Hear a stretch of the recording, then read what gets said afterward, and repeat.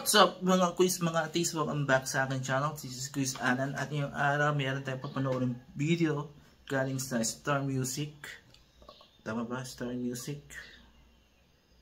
Yeah, ABS-CBN Star Music, kung saan nag-collaborate yung dalawang singers from two different network, ABS-CBN at GMA Network. So yung dalawang artists ay sina Eric Santos at Julian San Jose. So they perform the song Nothing's Gonna Change My Love For You.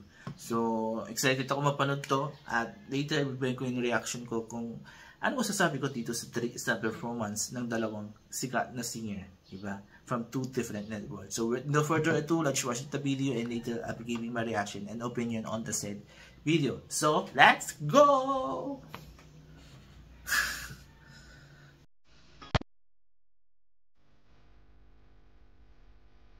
Wish 1075. I had to live my life without you near. The days would all be empty. The night would seem so long. With you it seemed forever, oh so clear. I might have been in love before, but it never felt this strong. I tried to get me.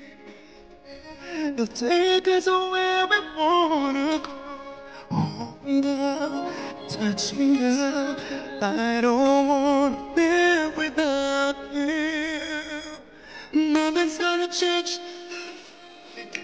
You wanna know better how much I love you. One thing you can be sure of, I'll never ever you. Nothing's gonna change my love for you.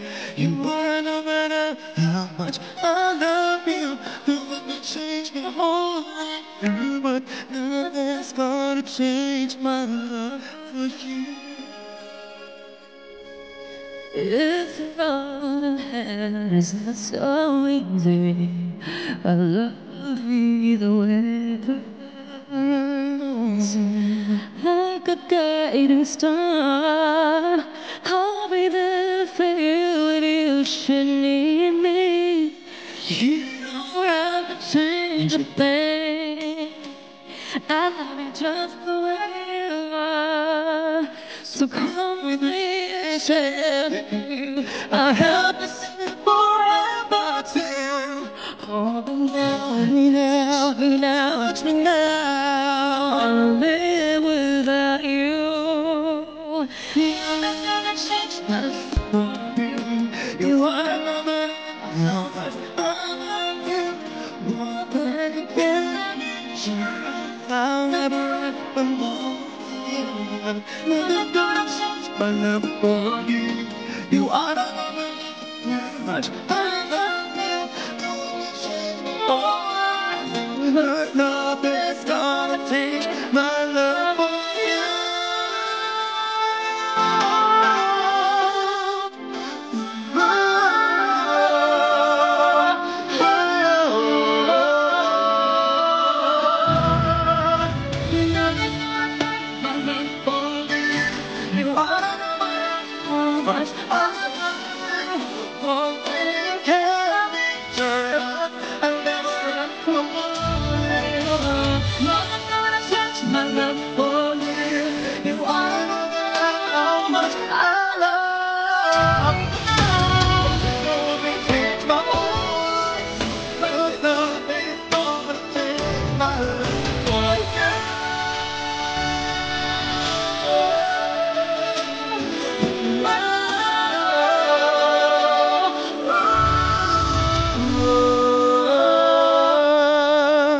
Nothing's gonna change my love for you. Wish exclusive on Wish 1075. Okay, tayo pa napanood natin yung performance ni na Eric Santos at Julian San Jose na pinarform yung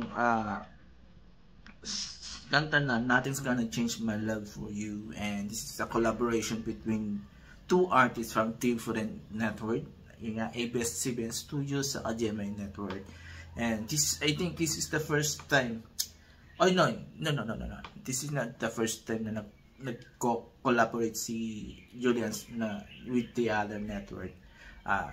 She already did with Gary Valenciano, if not mistaken. So she did already that. So yun, to sa performance nila, wow, ang sarap pakinggan, and dito mo makikita na talagang galing GMA si Julian San Jose, because ang galing niyang yung maki-harmony sa mga ka-singers niya, ay ka-duet niya, or kasama niya sa kapag kumakanta in a group. And talagang nakita mo, walang sapawan, walang angatan, and they show professionalism, they show yung kung ano maganda for the song. And ito talaga ang tatak GMA when it comes to sa mga singers. And sa boses ni Julian, wala tayong masasabi. One of the best voices and one of the most how you call it, yung magandang boses, yung nasa dila ko yung sasabihin ko sana, basta one of the best singers na she can do every kind or every genre sa music, diba? So yun, versatile yun. Gusto ko sabihin, very versatile yung boses niya, and ang sarap pakinggan sa time yung boses ni Julian. I think only few singers talagang ganito yung klase ng boses na ang ganda pakinggan sa tainga, na kahit hindi nagbibirit, you can say na how great as a singer yung tao, diba? Ganun kasarap pakinggan sa tainga, diba? Now with Eric Santos, one of my favorite male singers ng generation na to, and I consider him this generation's balladeer, because so far yung mga nakasabay niyang singers, I think kay Eric talaga ako masyadong humanga when it comes to voice quality. Ang gandang pakinggan yung boses niya, and kahit anong klaseng kanta ipakanta mo sa kanya, ang sarap pakinggan. And ang dito sa video, tuwang-tuwa ako, maganda yung harmony niya with Julian San Jose, at bumagay, diba? Bumagay yung both boses ng dalawa. And isa pang nagustuhan ko kay Eric is that sa mga kasabayan niya, kasi karamihan bumibirit. Yung mga kasabayan niyang lalaki, karamihan bumibirit, diba? Pero ito, hindi siya masyado bumibirit, pero ramdam mo yung strength ng boses niya, yung emotion niya, diba? And kahit kumanta man siya ng pang female songs, pero yung lalaki pa rin yung dating ng boses niya, diba? Diba yung performance niya? So yun, so congrats to ABS-CBN